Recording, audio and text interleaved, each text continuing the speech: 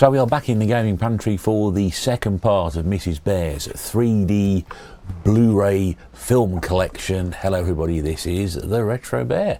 I hope you're all well. If you haven't seen part one of this video, probably strongly suggest if you like your films to go back and have a look at it. I don't think there's anything that's going to be, well, there isn't going to be anything relating to that video to this one other than the fact that there's going to be films A to M alphabetically which you may have missed, which you may want to see if there was a 3D version or if Mrs. Bear's got it. Anyway, so I'll stick a link in the description below in case you missed the first part. If you saw the first part, great, you're back here for a second one.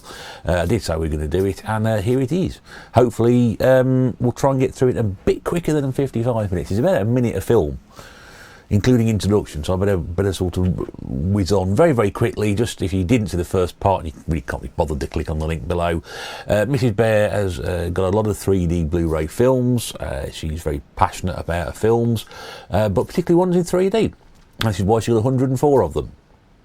I don't know. Plenty of stories about how that came about, and televisions and buying televisions and TVs with 3D, all in the first part. I'll leave it to you to decide what we're going to do. We're going to crack on with the films. There's probably slightly more in this one than there was in the first part. I'm going to go through them in the order that we, basically there. I did say we covered A to M in the first part. We actually missed one film out beginning with M, which is the first one we're going to start with here. And like I said, I don't, like I said in the first video, I don't really do 3D myself, so a lot of these films I've seen the standard versions of, or some of them I have watched the 3D of. Not many of them, I will be honest with you, so I'll be giving my thoughts and opinions if I've seen them in 2D or 3D, and if I know nothing about them at all, I'll just tell you I know nothing about them at all. Seems fair, doesn't it? Seems fair. So the first one I've got is a Disney one. And this is Monsters Inc., which we saw. Interesting story behind this one is the fact that Monsters Inc. was probably, I think, along with the first Tobey Maguire Spider-Man film, the first film we saw using nefarious means all those years ago. So there we go. I'm just going to show the fronts and the backs of these, no point in showing the insides and whatever. But yeah, Monsters Inc. Really, really good film. Great voicing work by John Goodman and Billy Crystal in this. They did do a sequel, Monsters University, which I thought was pretty good. Long time coming, but great. But yeah, this is when Disney, Pixar certainly at the time were really sort of hot. Every film that came out would like out of the park. Great stuff. I still think the output has been good since they merged with Disney. So yeah, always good to see those. This is a typical Mrs. Bear film. It's got big robot monsters and she loves the science fiction. So this is the first Pacific Rim film, which has got Idris Elba in it. Recently watched Idris Elba in Hijack, which I think is on Netflix. It's not bad. It's not. I mean, the first couple of episodes sort of grip you in. I think 7 episodes was enough for you, but there's nothing on the back of that one to show you anyway. But definitely worth checking out Hijack if you can. Also as well, if you've never seen 3D Blu-rays into the first part, they always come with a standard copy. There's a standard Blu-ray one, and there is the 3D one as well. And there's also a copy of the DVD Blu-ray special features disc there as well. So they've all got either the 3D disc, which they just came with on their own, or they got a copy of the Blu-ray, and sometimes occasionally they have a copy of the DVD in as well, although you were able to download that via ultraviolet and things before previously. So yeah, not my sort of thing really, but Mrs. Bear's seen that quite a few times. I think she's seen even the sequels, which have got very little to do with the original film, but there we go. We've got a few lenticular covers. I remember to say that right for the second video in a row. So we have Pirates of the Caribbean on the Stranger's Tide. What do I feel about that? The Pirates of the Caribbean franchise. Just show you there is the copy in this. I loved the first one when it first came out. I thought this is going to be a terrible idea. They're going to make a film about a theme park ride. That's sort of like somebody saying, let's make a film about, I don't know, the children's roller coaster at the Real Sun Centre back in the 1980s. No, we're not going to do that. So it's very weird, but again, it's just a miracle of how they can cast people and get the right people behind it. Obviously, although Johnny Depp's character, Jack Sparrow, is very much a caricature of itself, which was a caricature in the first place, but at the time it was completely different. And I think as these films have gone on, they got less and less interesting. The second one I thought was a confusing mess of a film, and after that I just couldn't really get into it, but the first one's certainly very good. on Strangers Tide. Is this the third or the fourth one? I don't know. I think there's 5 altogether, but yeah. Not a admirer of that series as it's gone along. First film I thought was great, stood alone. There was bound to be a sequel because it was so successful, but after that I wasn't really interested. Surprisingly, I've not seen this one, which is weird, but then again, I'm not surprised because it's got the main lead actor in it. This is Pixels, starring Adam Sandler, who I absolutely hate. I know some people have they say, oh, well, The Wedding Singer wasn't bad, and he's just not my favourite. Every time I see Adam Sandler, it's like, I'm not interested, really. Even some of the low-budget stuff like Happy Gilmore, which he first did, I just couldn't get it. Obviously, this is very heavily influenced around video games because we've got Pac-Man on the front. There's Peter Dinklage also starring in that one, which I didn't realise at the time. Never seen it, so I don't know much about this one, I'm afraid. I didn't know there was a 3D copy of it, but that must be because I bought it, I think. There we go. In fact, we care so much about it, all the discs are loose inside, in here. There we go. But yeah, I've not seen it, so I can't comment on that one, but I'm surprised I haven't seen it. Is it about video games?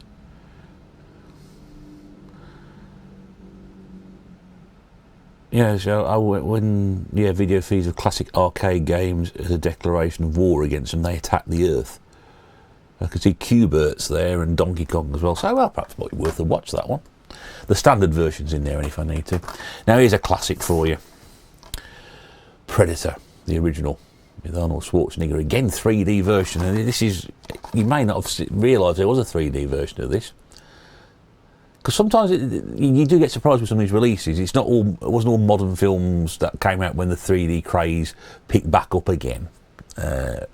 Probably from about the early 2010s, maybe until 2017, 2018, something like that. That was when the peak, or they're trying to push 3D really hard. To actually go back and get an old film and do it. I mean, they've done it with other films. There is Hitchcock film, Dial M for Murder, which you can get on 3D Blu Ray as well. But yes, so Schwarzenegger in Predator. I mean, Predator's again just a classic of its time. Those are the sort of films that Arnie was sort of churning out every 6 to 8 months.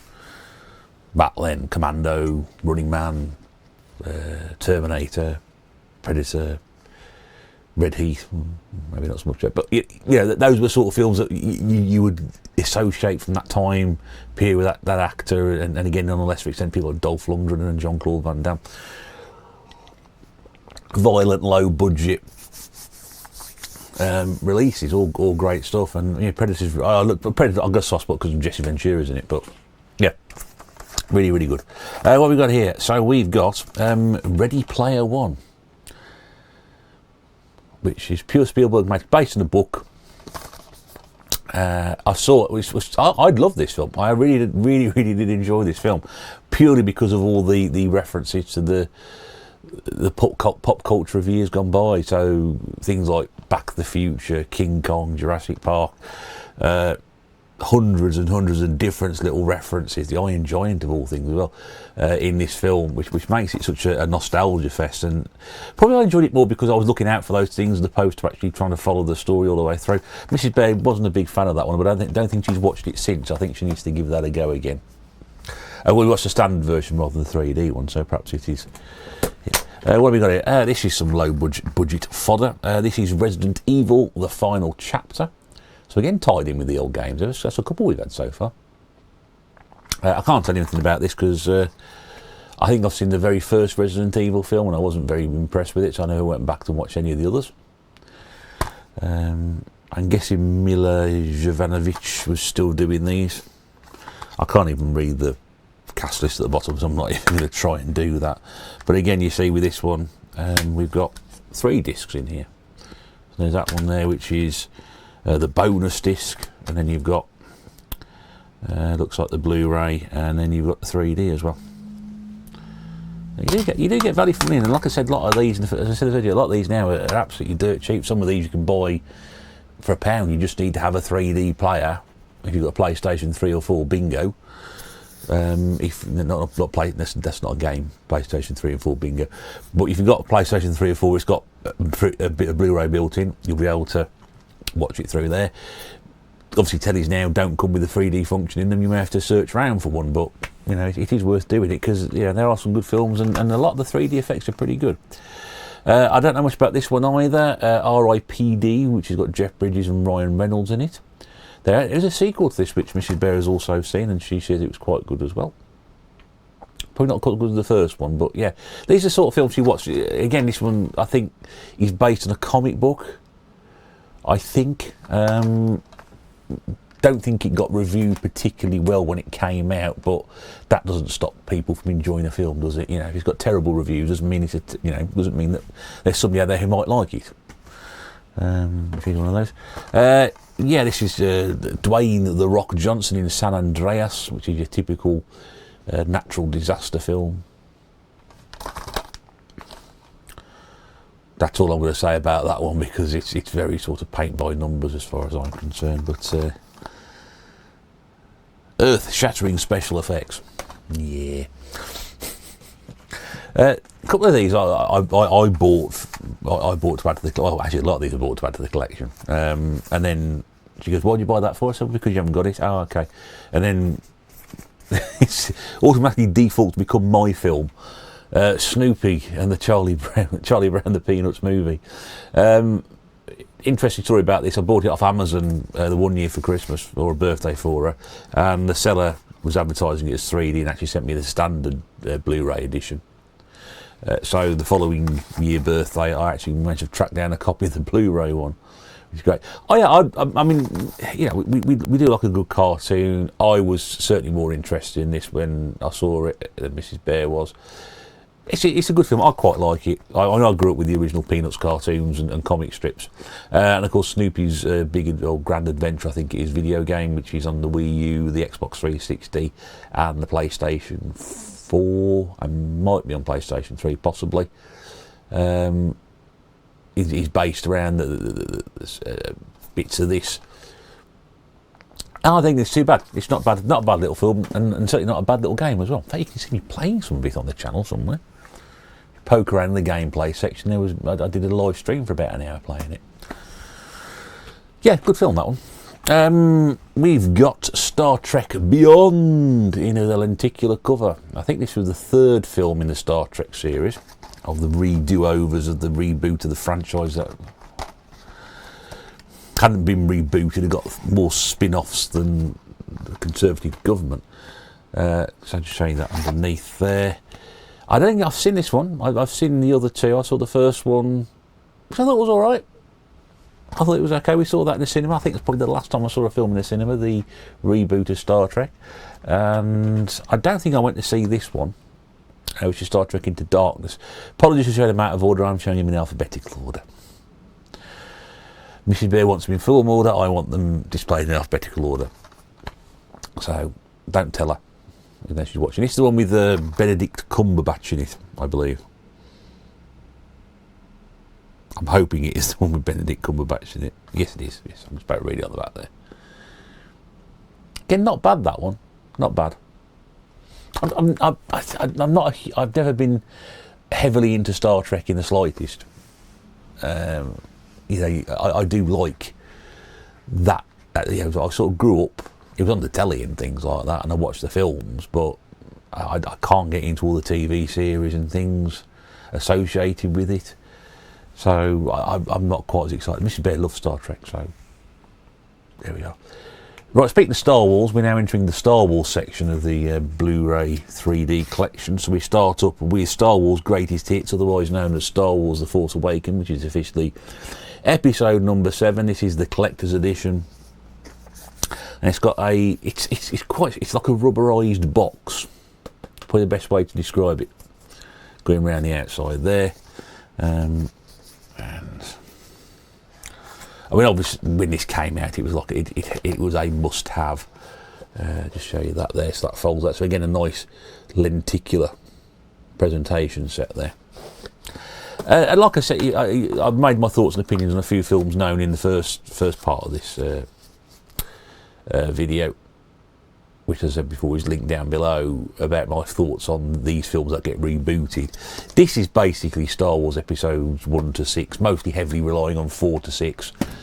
and just repackaged to get another 3 episodes out of it.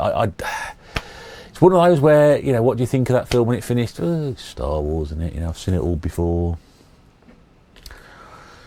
So much, I can remember so little about that. I think, I've obviously seen 1 to 3 and 4 to 6 so many times over and over again. Purely because at least once a year we used to sit down and, on a bank holiday or at Christmas or when I was off work, and we just spend 2 days watching the films. How many times have I been back to watch the last 3? Not once since I saw them. What does that say? I don't know. Perhaps I'm not so much into it. I'll show you this one next. I'm trying to go through in alphabetical order. This is Star Wars Rogue One, which I think is a cracking film. I think this acts. I'm going to get castigated for this. I think this acts as a prequel to The Force Awakens.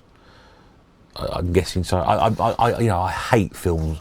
Hate film series where they add things to it and say, oh yes, but this fits in between that and that. Well, wouldn't it have made sense at the time to make that and that then? Make that after you made this film. This meant to fit in before then. Why go back and I don't know. Because they're thinking about how we can make more money out of this. I tell you what, let's invent a prequel. There must have been something happened between this film and that film, is there? Yeah. It's like between episodes 1 and 2, between The Phantom Menace and Attack of the Clones, there's a cartoon series called The Clone Wars, which, or was that fall between episodes 2 and 3? I don't know. See what I mean? I'm going to think about it. Just, am I going to understand what this film does? Yes, great, put it in. Do I need to watch these 7 first? No. Okay, well, that's it. So, anyway, cracking film on its own, though, in all fairness. I will give it that. Even I'm moaning about the fact it's out of sequence. This is probably the weakest one Star Wars film they've done. I've watched some of the TV. I've not watched all the TV series. I've watched The Mandalorian, which I have enjoyed. I know it has gone off the boil a bit. Watched the Obi-Wan mini-series, which I thought was very, very good. What's the other one I've watched? I couldn't get into the Boba Fett series. Just didn't resonate with me. There's that one about another character which I didn't see at all. I think Mrs. Bears watched that one. She watched the other 2, I think. And this is a spin-off from that. I think this is probably the weakest one I've seen. This is the Han Solo film, which I think is set before Episode 4. I don't know. I can't tell. Delivers exactly what you want, said The Guardian. Yeah, it's not one that sticks in the memory a great deal. But yeah, if you're a Star Wars fan, I'm sure that's been something. Again, not one most people realise came out in 3D. I didn't realise it came out in 3D until I started shopping around for it. And then we got the final 2 episodes in the Star Wars third trilogy, 7 to 9. So we got I don't know what the name of the films are. Rise of Skywalker and The Last Jedi. Both there with the old cardboard slipcases. There we go, which brings the whole thing to a conclusion until somebody decides, we need some more Star Wars. There we go, Last Jedi. Rise of Skywalker. I'm just going to work out which one they're back in the box. That one there. And that one there. But yeah, I mean, they are what they are. You can see why people want to reboot or extend a successful franchise. Just sometimes just brings in the law of diminishing returns. And like I said, The Force Awakens, we first see Star Wars Episode 4, or when we were kids, those of us who growing up that time, it was just an amazing experience, whether you saw it in the cinema or whether you saw it on the television. It was just fantastic. Then I went to see The Phantom Menace at the cinema, and it was like, it's Star Wars, but I was there for the first day when it came out for that particular one. And I think I'm going to see The Force Awakens, and I said, it's just everything I've seen before, isn't it? What have we got here? Talking about long films, but this isn't that one. This is actually, I'm getting one of the very, very few sort of special editions or special non-plastic Blu Ray cases. This is the steelbook of Suicide Squad, which had Will Smith, Jared Leto, Margot Robbie, of course, Barbie now. And Viola Davis. This is the there's aren't there 2 Suicide Squad films, I believe? I'm not massively into the DC universe in the slightest, so I don't really know. That's the back of it. Not much to show you on that one anyway. But I don't think... I think Mrs. Bear's watched possibly both of them. I haven't seen either of them, so I can't tell you. This one, yeah, I do like this film. Another Disney one. This is Tangled, which is the tale of Rapunzel. It's got a good Wii game based on this one as well. I get this one and Enchanted mixed up for some reason, which is really weird because one's a live action film and one's a cartoon. I'm not quite sure how that happens, but there we go. But yeah, do like a good Disney princess film. You old softy, yeah.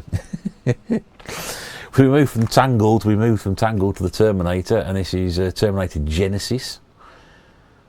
I think is it the last Terminator film they've done to date? Because I think after Terminator 3, which I saw in the cinema, wasn't there Salvation, and then this one, and then that was it? Are they going to make any more? Let's hope not. I've really got no interest in seeing this. I think Mrs. Bear said even she wasn't overly impressed with it. So we'll go back in time, and probably one of her favourite films of all time is Terminator 2, Judgment Day. Now, I've made my opinions perfectly clear on this before, and I will make my opinions perfectly clear once again. I watched, when I first watched Terminator 2, which was, I think was a director's cut, which was premiered on BBC 2 one night back in 1996 or 1997. The first time I saw it, I felt it was one of the most boring, mind-numbingly dull films I'd ever seen. Okay, that is my opinion on it. I've seen it since then. My opinion probably has improved slightly. I don't think it's as bad as I made it out to be, but it's still not. I think it's still vastly overrated as a film. I think I just don't think it's as good as people they say it is. So I'm not saying that to drive controversy. It's just my opinion. Like I said earlier, your opinion on this is going to differ to that greatly, because I know I've been called out about it before. But that is the joy, isn't it? You know, you shouldn't let people say this is the best film of all time and let you believe it. If you think it's a pile of tut, then tell them. You know, but it's the same with games. People can tell me from until the cows come home how good Breath of the Wild is. I pick on Breath of the Wild a lot because I played Breath of the Wild and I don't like it. And people can tell me until the cows come home it's a great game, and I'm not going to disagree with you because you've played. You've sunk 95 hours into it. I've played it for about 6 hours. Like I say, me and Mrs. Bear played between us for about 6 hours, and we're thinking, yeah, it's not a bad. I'm not saying it's not a bad game. I just haven't got time to put 95 hours into it. Again, Street Fighter 2. One thing I rag on. I don't like fighting games, so I don't like Street Fighter 2. Those people who love fighting games used to love Street Fighter 2, and that's great because it probably is a good fighting game, but it's not for me. I can't go and call that game a bad game because so many people say it's a good game. People can tell me from about Terminator 2 being one of the best action films of all time. Perhaps it is, but for me, it's not. It's our opinion. I'm not saying it'd be controversial to do anything at all. I'm just saying it's just my opinion on it. I just don't like it. I'm talking about how good the Charlie Brown film was. Yeah, there we go. Up next is Peter Jackson and Steven Spielberg's Adventures of Tintin, which I think is the unicorns. The Secret of the Unicorn, that's it. Now, this was picked up in a charity shop a few months back, maybe even last year possibly, when a few of the lads came up for a day to go around all the gaming shops. We found it at a charity shop and picked it up. I don't think I've seen this in 3D. I don't think Claire's seen it in 3D, but I've reliably read up that this has probably got the best 3D effects in a film that was done for 3D. Which, when you got Peter Jackson and Steven Spielberg behind it, you'd expect people to say that. So that's definitely one that's worth watching. Have I seen the film? I don't think I have. Because when you were a kid, when you were younger, and growing up in my era again, you were either an Asterix kid or a Tintin kid. And I never knew anybody who read Tintin. I did try and read Tintin, but I found Asterix was more my sort of thing. Don't know why, but yeah, I've tried reading Tintin. It's okay, but it's more. There is humour in it. I prefer the humour of Asterix. So It's less serious as well. So we've got the second reboot of Spider-Man, or sorry, the first reboot of Spider-Man. This is the Andrew Garfield era, and this is The Amazing Spider-Man. I mean, when the first Spider-Man film came out, which was a Tobey Maguire one, I thought that was one of the best superhero films of all time. I still stand by. I think it's brilliant because it was just everything I expected it to be. And this is okay, but again, because they've changed the actor, I just... Oh, you know, I hear the words reboot. I mean, there was nothing wrong. Okay, the first two Spider-Man films were great with Tobey Maguire in. The third one has its problems, no doubt about it. It has its problems. And then they got to change the actor, so they reboot it. And then they do it again and reboot it. And I'm like, I hate this. Just continue the series. Just change the actor. You don't need to keep saying it's a reboot and refer it to that, because it just drives me mad. So that was not bad. This one I don't think was as good, which is the second one, The Amazing Spider-Man 2, which has got Jamie Foxx as Electro. Is this the one with... Or is that the one with the rhino in it? I can't remember. But I remember being distinctly less impressed with this one than I was with the first one. The first one I didn't mind, that one not so good. I have seen the two the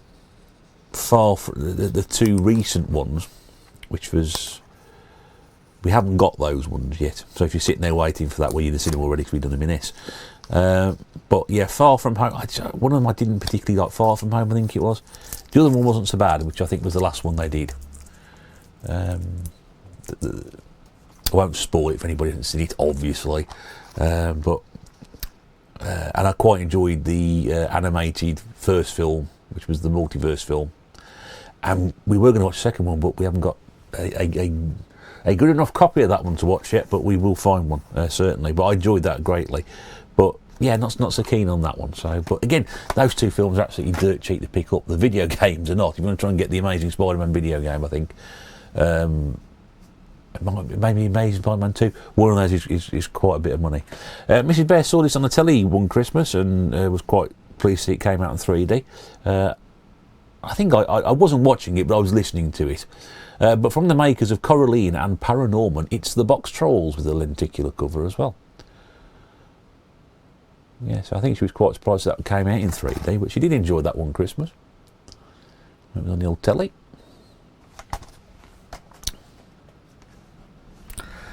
What's up next? Again, sometimes we just pick these films up because they're there and they're cheap, and at some point they're going to disappear and she might not find them again, so we may not have even seen these.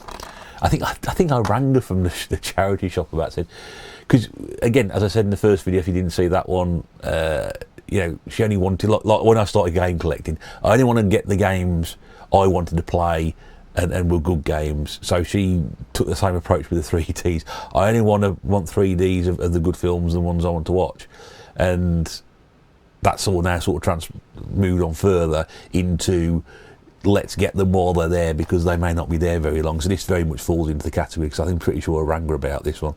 This is the Chronicles of Narnia, The Voyage of the Dawn Treader, which I've never seen. I watched the first one of these. I didn't bother with Prince Caspian because I wasn't very impressed with the first Lion, Witch and the Wardrobe.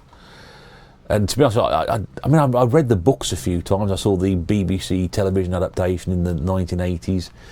I've seen that Norwegian animation from the 1970s.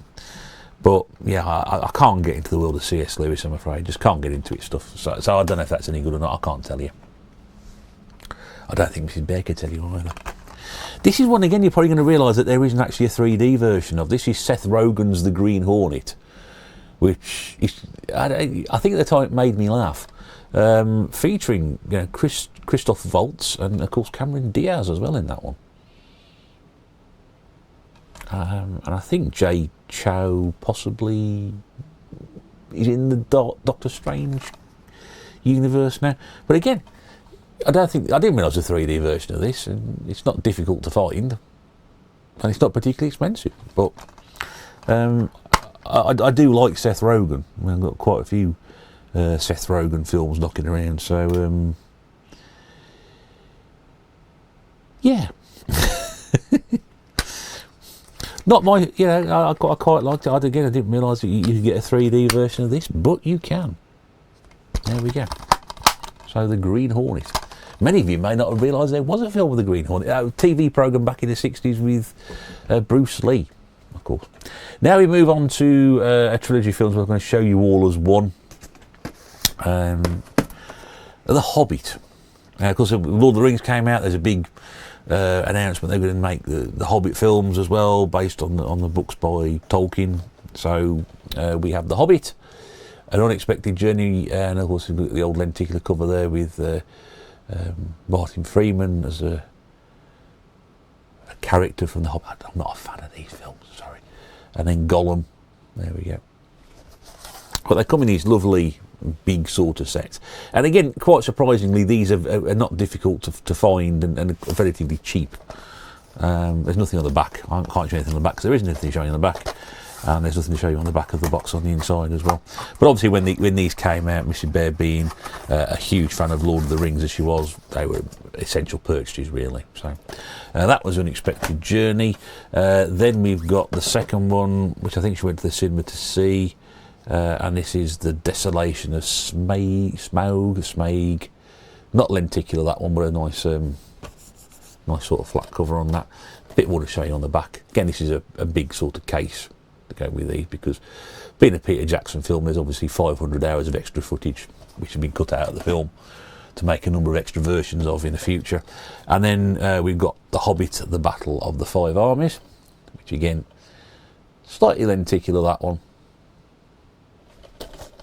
And again, a bit more to show you on the back.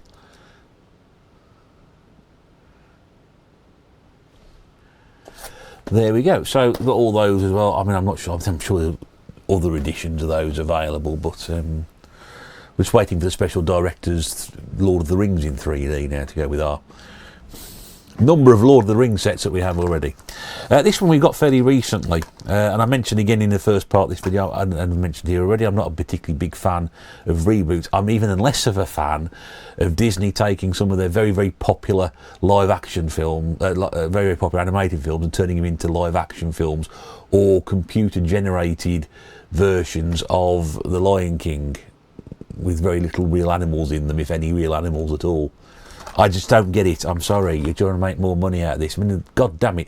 The film's had, the original film, straight-to-video sequels. It's had a TV series, Timon and Pumbaa. You've got a live-action stage show that's been going for God knows how long. At least 15 years. At least 15 years. And now you thought the best thing to do is redo it with real animals, computer-generated animals, and people's voices. Why? Why do we buy it? I don't know. And I did think I was buying that last Christmas from another seller of Amazon. Bloody hell, these Amazon sellers, I tell you. Sent me not only a broken case, but also a standard version of the original film, which is fine because we haven't got that on any format, so that's good. But, you know, Aladdin, Little Mermaid, Mulan, I've got no interest in seeing anything other than the animated versions, because that's how it should be. Mrs. Bear recently sat through these, in fact so recently as last week, or the week before. The Hunger Games, again, not my thing, I'm afraid. There's 4 films, aren't there? There's the Hunger Games, there's the Further Hunger Games, and then there's these 2, Mockingjay and Mockingjay Part 1 and 2, whatever it is. So this is the only one that came out in 3D. So you should watch the other 3, and I wish you'd realised that actually what you could have done was watch Part 4 in 3D just to finish them all off with. I've listened to them over the last couple of weeks. They're generally been on the background when I've been trying to watch or read something else on my tablet. But Matt Damon in The Martian, which I think Mrs. Bear went to see this in the cinema, I think, and it's one of the films she desperately wanted to get in 3D. She said, "Oh, if that comes out in 3D," she said, we've got to get that. So there we go. I've not seen it, so I can't give you any comment on that, I'm afraid. She does love a good Jason Statham film, if such a thing exists. Of course they do. This is The Meg. Actually quite appropriate because the second one's knocking around at the moment. This is still sealed. But yeah, it's one of these films. She does like a good Jason Statham film. In fact, anything with Jason Statham she tends to watch, even if he's only got a bit part in it. But there we go, big giant shark. Probably will look very impressive in 3D, I'm imagining. When did this one come out? It won't. We're not going to read it anyway. But yeah, there's a 3D version of that. Not a bad film, that one. I'll give it that one. It's not a bad film. Not a bad film. Don't know anything about this one, I'm afraid. But again, it's one of these we found in CEX for £1. This is The Nut Job, featuring the vocal talents you can see at the top there of Will Arnett, Brendan Fraser, Liam Neeson, and Catherine Hagel. Anybody else's voices on there which I might be able to read? Jeff Dunham. Yeah, he's famous in... Doesn't he puppets, isn't he, Jeff Dunham? Yeah, I think. I might be thinking of somebody else. I don't know. Not many other well-known voices in there. Not a film I know of. Again, you get this confused with Over the Hedge. I think there's 2 films that came out about squirrels at the same time. I think I've got an Over the Hedge game, haven't I? Is that on the... Have I got it on the PlayStation? No, there is a PlayStation 2 game, I think. I don't think there's a Wii version of Over the Hedge. But anyway, there's a game version of one of those films based around cartoon squirrels. This is a great little film from Aardman, who were behind Chicken Run, Wallace and Gromit, Flushed Away. And this is The Pirates Adventure in... Was it The Adventures of Scientists? An Adventure with Scientists in 3D. I think Hugh Grant plays vocalises the lead character. It's a very, very good film, very, very funny. It's got some comedy monkeys in it as well, which is always good. I think, or am I thinking of? I'm thinking of Madagascar, aren't I? It may have some comedy monkeys, and I can't guarantee. Possibly got comedy monkeys in, but yeah, no, it is really good, really, really good film. There's a monkey on the front. I've got it right. There's a monkey there. I mean, in true Teletubby style. So yeah, it's got comedy monkeys. Great. But yeah, very good film. That very, very good. Do like animation.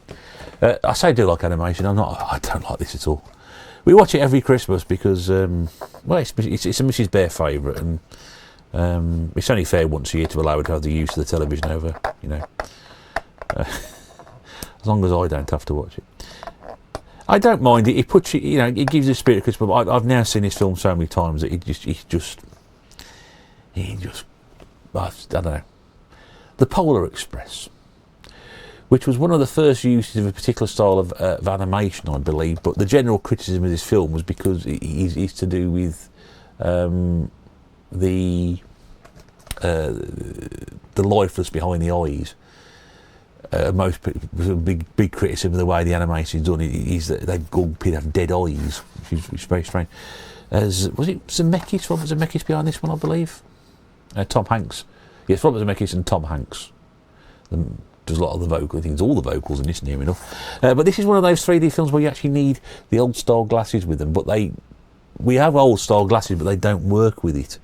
So I don't know whether they need special ones for this particular set. Now, when we bought them, they didn't have them. So I think we tried a number of times to watch that. It just didn't work with the sets we had. So I think they're going to be specific to that one. So that might be another one I'm going to keep an eye out for. Again, another film which may surprise you that came out in 3D. This is The Wolverine with Hugh Jackman. And again, this is not. I say it might be difficult to find. It's not expensive to pick up at all. This is set before the X-Men days. I think it's been a long time since I've seen it. It also involves a lot of the Chinese triad, I think, or the Japanese Yakuza. One of the Yakuza mafia, one of the two anyway. Very good film though. Very good film. I've always loved the character of Wolverine, and there is also the extended Unleashed cut in there as well to go alongside your standard 3D film and a standard Blu Ray as well. You get the whole package in that one, and I think I paid like £3 for that.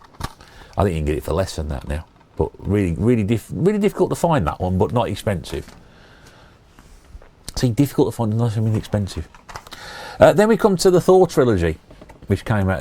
So the first 3 films, anyway. I again spoke about these a bit more in the first one because I was talking about the superheroes. So there's the first one, which is directed by Kenneth Branagh. Fantastically great film, great balance of action, adventure, comic book style, and humour. Really, really good balance, I thought, in that one. We've got Thor: The Dark World.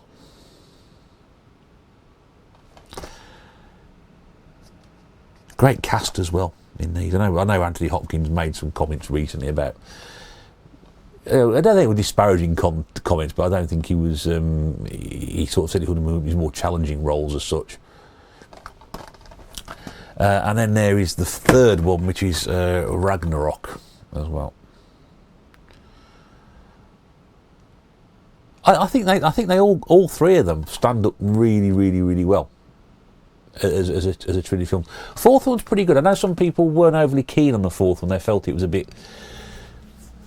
That style of that balance they got was beginning to wear a bit thin. But as I said in the first video of this series, Thor's character he's not a human who's become a superhero. He's a Norse god who comes from a completely different planet and is a superhero. And therefore his way of adapting to everybody else around him is completely different. I don't know, yeah, get a balance, but I think the four of them are great films. The Guardians of the Galaxy ones, as I said in the first part, first one's great, second one's not quite as good as, but still good. The third one is not anywhere near as good as the first two.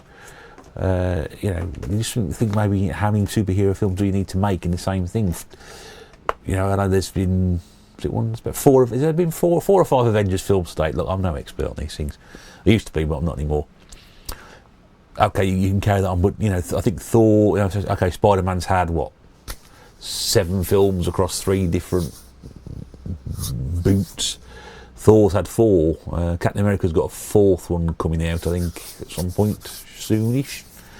Ant-Man had 3. I mean, Ant-Man, you asked many people 30 years ago, name me a Marvel superhero, Ant-Man would be so far off the list, you wouldn't go. So I don't know. Just moving on to the next one before I really dig myself a giant hole. This is the collector's edition of Titanic. Oh, James Cameron. Again, go back. I spoke about James Cameron in the first part. I'm not going to go on about him again. I got this, I think, from Asda when they were selling off the 3D stuff reasonably cut price. Not giving it away, but it was still cheap before. It's still sealed. But it's the collector's set. I don't think it was particularly expensive. Again, I was so surprised. Again, we got this at Christmas last year. All these films where, cripes, there is a 3D version of it. Top Gun, the original one. Of course, I know Maverick came out in the cinema, which here's an interesting story about Top Gun. I'd never actually seen Top Gun until last year. Why? Because I've got no interest in Tom Cruise. I've got no interest in the American military. I've got no interest in planes. Or Val Kilmer. Okay, so that's why I never seen the first film. It just was not something I was particularly interested in. I didn't even like the song "Take My Breath Away." I didn't even like it at the time. I've watched that for the first time. I thought, yeah, actually, it's very, very good. Mrs. Bear watched the second one the other day. She didn't say an awful lot, but I think she was impressed by it anyway. Maverick. But again, having just sort of glanced up at that film, watching, I know the consensus opinion on Maverick was it was very, very good, and a lot of critics did give it very, very glowing reviews. But again, just looking up and doing something completely different, to me, it sounded and looked like the same film again. There's only so much you can do with it. There's only so much you can do with something original. This was just picked up because it was going cheap. Again, a franchise I've got no interest in at all. This is Transformers: Age of Extinction. This is the 43rd film in the Transformers franchise. 7, 8, 9, talking about too many films. Actors employed because they got bills to pay. I think is that Stanley Tucci there? Goodness me, Stanley, what are you doing, son? Get out of that, mate. Oh, someone's got some very incriminating photographs somewhere. This is one I think with this one. Isn't it got the dinosaur Transformers in it? Possibly, I don't know. Anyway, Age of Extinction. I think there's a couple of Transformers films in 3D. That is the only one that we got. Tron Legacy, which was hopefully Disney's attempt to reboot the Tron franchise. There was meant to be another film after this, but they never got around to making it. Michael Sheen is unintentionally hilarious in this, if you've ever seen this one. Again, it's bits of the first film chugged in. There is some of that process they use now where they put an actor. They got Jeff Bridges obviously playing himself as he is now, but they did that thing where they did the old facial graphical reconstruction, the same thing they used to make Robert De Niro and Joe Pesci look younger in The Irishman. Yeah, I mean, it's a Tron film, it's fine, but there's already a Tron film, there's another one there. Again, this is another film with like 900 films in its franchise. Underworld Awakening with Kate Beckinsale, who is still employed. It's a werewolf film, not my sort of thing, I'm afraid. I didn't like the first one. But again, there appeared to be another number of films in that franchise. This one Mrs. Bear really, really loved, and I was then instructed to go and find a copy of it. And could I find a copy of it? No, I had to pay full price for this. I mean, I'm not saying this collection's been got on the cheap, but a lot of this stuff has generally been bought at a lot less than the RRP. I feel I've had to pay a decent price. Ragnarok, I think, came out, and I more or less bought it. The Star Wars ones, certainly, all three Star Wars, Force Awakens, the last films of the final trilogy. The same with the Hobbit ones. So a lot of these I paid full price for, but a lot of them I did. This one they did. But could I find it anywhere? No, I had to really dig for this one. And so this is Valerian and the City of 1,000 Planets. Yeah, no wonder I had to dig around and find it. It's got Cara Delevingne in it, Dane Dehan, and lots of other unpronounceable people that I can't think of. I think she loved it. I think it's a Luc Besson film. She's always loved The Fifth Element. But yeah, I think I've seen it. I don't think I hated it, but beyond that, I don't really know an awful lot, I'm afraid. But there we go. So Valerian and the City of 1,000 something or others. Yeah. Mention this again because we showed the second one off in the first part of this film. This is the third part of the rebooted franchise, War for the Planet of the Apes. And again, you know, I've gone on about it. Do a reboot, do it well. Like I said, I haven't got a problem with some of the reboots. And all three of these films, I think, stand up fantastically. Rise, Dawn, and War, all brilliant. I can't remember if I'm sure I've read somewhere we're possibly getting another one of these, which I really wish they wouldn't. I think as a final trilogy, works very, very well, but brilliantly done. Really, really good films. Thoroughly enjoyable. I'll again, tentatively, always walk into something that says it's a reboot. But yeah, I really did enjoy that. Really, really good trilogy of films. Probably my favourite one is, I think the first one. I think Rise is probably a great film. And Dawn is a great sequel. There aren't many sequels that are as good as the original film. That was definitely one of them. Oh, this one eluded me forever. I don't know why. You can get the standard version dead easily, but this one eluded me for ages, but finally I managed to grab hold of it last year. This is Wonder Woman with Gal Gadot in it. Exhilarating and awesome. It certainly was. And, well, I say certainly. It has its flaws, certainly, but probably my favourite DC superhero film. I think of the current batch. Because we're including the original Batman Tim Burton films, those are way ahead of this. But it's definitely the one that I've hated the least amount out of any of the Batman, Superman, Flash, Aquaman, Justice League films. Well, I haven't seen Justice League yet, but I'm not particularly busting a gut to see that one. But yeah, definitely. But it was hard to find in 3D. I'd see it ages and it was quite highly priced, and the price just went through the floor. I couldn't get it anywhere, but I did manage to get a copy finally. Just three more to show you, and then you can go and do something else. World War Z with Brad Pitt again. Didn't know this was in 3D. Neither did Mrs. Bear, because it's still sealed. Mrs. Bear, amongst the many things of enjoyable, does enjoy a good zombie apocalypse. So that's right up her street. It's got Brad Pitt in it as well, of course. And the last two come from another franchise that was rebooted, which again I enjoy the original franchise, but I felt as again that series went on it got a bit daft. So we got X-Men Days of Future Past, which I've never been able to make through without falling asleep. I don't know why. I've tried 3 times. I'm probably watching it at the wrong time of day.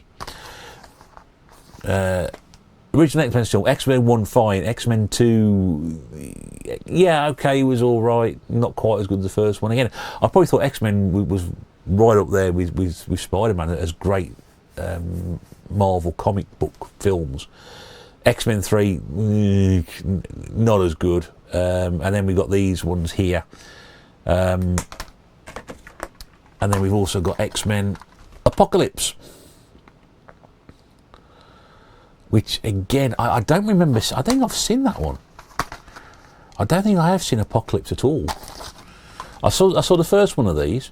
Then I said I've not made it to the second one, and I probably haven't seen the third one. That might be something for me to do very, very shortly. But yeah, and again, I'm not quite sure why these two came out in 3D, but the first one didn't, because it'd be a nice little trilogy there. Are we doing any more X-Men films? Because I know this was they're under the banner of 20th Century Fox, weren't they? So, because I know Spider-Man was under Sony, which is why he's not been included in some of the Marvel stuff, and so bloody complicated. But then you will let them negotiate with individual film studios, wouldn't you? So that's to finish on with 2 superhero films. There's a lot of superhero films in it. And there we go. That is everything. That is all Mrs. Bear's 3Ds. They are all done, dusted, catalogued and shown off on the telly. We will add many more to these, I'm pretty sure. Or I say many more, how many more we can find. There's a couple in there I've immediately thought about that I thought I've seen them before and not picked them up, because I'm guessing that's when she said, oh no, don't buy me any old Blu Ray, any old 3D ones, I only want the good ones. So there's a couple there certainly which I may possibly add going forward. But if you have, like I said in the first part, enjoyed that, let me know. Any films that you've seen in there that I haven't and I don't want to talk about, any films that you disagree with what I say about them, what were your 3D experiences, did you get into it, is it something you could probably get into if you could find the right technology, because this stuff is pretty much obsolete now. As I said, you'd struggle to find a 3D telly anywhere. Certainly, well, you'd have to put second hand again, depending on how much they are, because when we tried to buy one last year, they were still, a few £100 second hand, so it is difficult to find. Anyway, let me know. I hope you enjoyed. That's something a bit different, as always. We try and mix things up in the bit here on this particular channel. So, yeah, the gaming stuff comes, but also we do things like this as well. Let me know what you think. In the meantime, thanks very much for watching. I'll see you again soon from the Gaming Pantry. Bye-bye.